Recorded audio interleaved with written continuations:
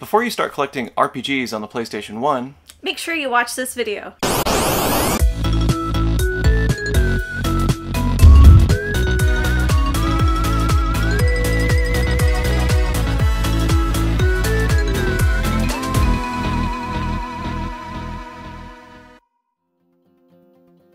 So collecting RPGs for the original PlayStation can be intimidating. There are a lot of them.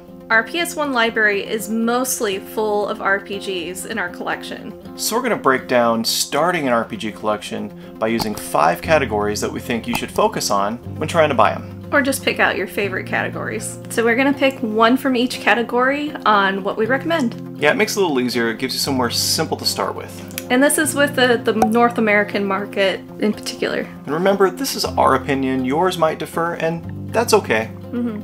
So let's get started. So if you're like us, you want to play a short game. You don't have a lot of time for gaming.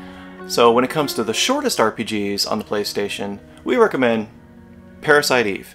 If you start with something like this, you get a little taste of about 10 hours of RPG, plus it has some great survival horror aspects to it as well. Square Enix always does a great job, and a lot of their RPGs are pretty affordable too. This is an RPG with survival horror themes. You're fighting mutants, monsters, but you're also doing it in an RPG style setting, so it's a great mix of the two genres. They actually released an original and a greatest hits edition because it sold so well. You can't go wrong with this game. So the second category we're going to talk about is the longest RPG on the PS1 collection that we recommend for you. So if you have time for a long campaign, we recommend Dragon Warrior 7. This game is 200 hours minimum. So this game is a great value for the amount of hours that you're going to put into it. It starts off as you and your friends, you live on a peaceful island, and that's the whole world. That's the only thing you've ever known. And you and your friends are bored and decide to hop on a ship to see if there's anything else out there. And in doing so, of course, causes mayhem throughout the world. And this RPG actually has a job class. It is a classic style, turn-based RPG, but you won't enter that job class until about 20 to 30 hours in. So keep that in mind. I love it. The Dragon Quest and Dragon Warrior series is kind of like a fairy tale. Something to relax to, not too serious, but just to be happy and fun. When it comes to cheap RPGs on the PlayStation, you can't go wrong with the original Final Fantasies like Final Fantasy VIII. This is the best Final Fantasy on the PlayStation. For the cheap category, we obviously recommend the best Final Fantasy on the console, Final Fantasy VII. It's so good they even remade it for the Switch. Right there. It was so good, they ported it to the modern consoles. Like I said, Final Fantasy VIII is the best. Because Final Fantasy VII is clearly the best. Final Fantasy VIII is clearly the best. Obviously, Final Fantasy VII is superior. So Final Fantasy Anthology is definitely our recommendation. The Final Fantasy games on PlayStation run about 20 to 30 bucks each generally, and this one's 2 games in 1. That's awesome. What a value. So this includes Final Fantasy V and Final Fantasy VI.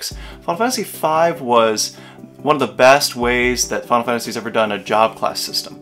Once you get into it, it's really in depth, the story's great, it's very challenging, very old school challenging. Yeah. It's a port from what they did on the Super Nintendo and Super Famicom. And Final Fantasy VI is in a lot of people's top 5 to 10s. Great game, great cast of characters, one of my favorite. Plus, if you get the Black Label, it has a music soundtrack. But to be honest, you can't go wrong with any of these games. If you're a Final Fantasy fan, you already know what's up. But if you're not, check them out if you get a chance. 20 to 30 bucks for 40 hours of gameplay on average is definitely worth it. Who was the main boss in that game again? Ultimecia. And she's what? A sorceress. From the future. Like it's any better than the dude with long white hair and one wing and a long sword. He's got the Masamune, and he hates ancients. It's just a regular samurai sword.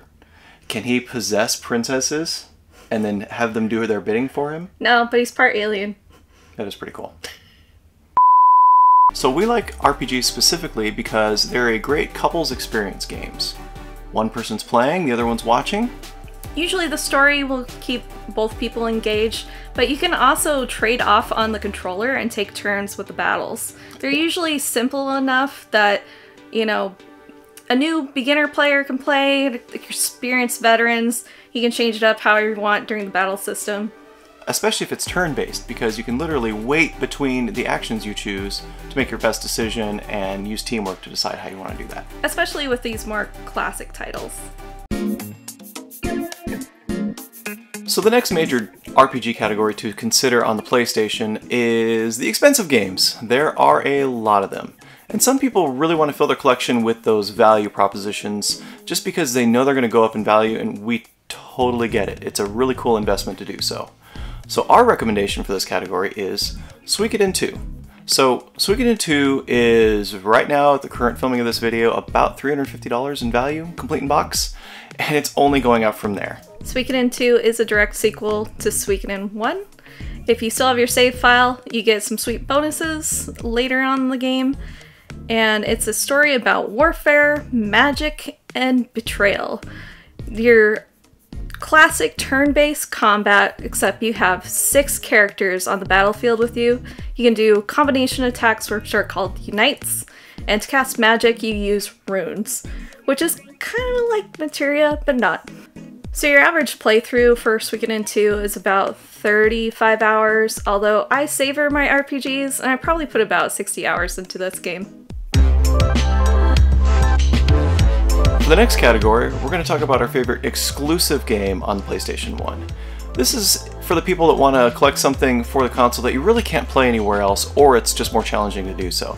So our choice for this would be Torneko. This is actually a roguelike RPG from one of the main characters in the Dragon Warrior series. It is absolutely fun and never challenging, and a roguelike style combat system that doesn't have horrible hitboxes, doesn't have a repetitive gameplay. Yeah, just kidding. This game is kind of broken and unplayable. It's a bit disappointing, and I want to recommend it. Although I love the character Torneko, just not his exclusive game. What we actually recommend is Xenogears. So Xenogears, of course, is exclusive to the system, hasn't been ported to anything else in North America. It is one of my favorite games. It has a fighting style battle system, so it's turn-based, but you have to enter in combos to form your attack. It's got giant robots. What's not to like about that? The story is very grown up. It's definitely not for kids. So I'd recommend high teens to adults for this one. It's definitely got violence, mature topics, possibly drinking, other kind of grown-up topics as well. But it's a beautiful anime art style, really fun to play through. There is a lot of controversy with Disc 2, where they kind of had to wrap up the story real quick, but even with that flaw, it's still one of my favorites, and highly recommend picking it up if you want exclusive for the PS1 system. While this is our exclusive recommendation, it is climbing in price. It's definitely in the expensive category as well. So with these recommendations, you're already on your way to a great PlayStation 1 RPG collection. There are a lot more to consider, but this is where we would start. So what are your recommendations for each of these categories? Make a list below in the comments.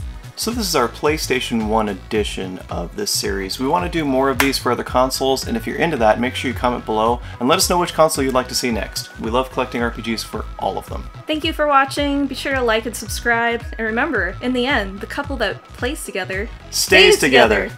Take care. We'll see you guys next time.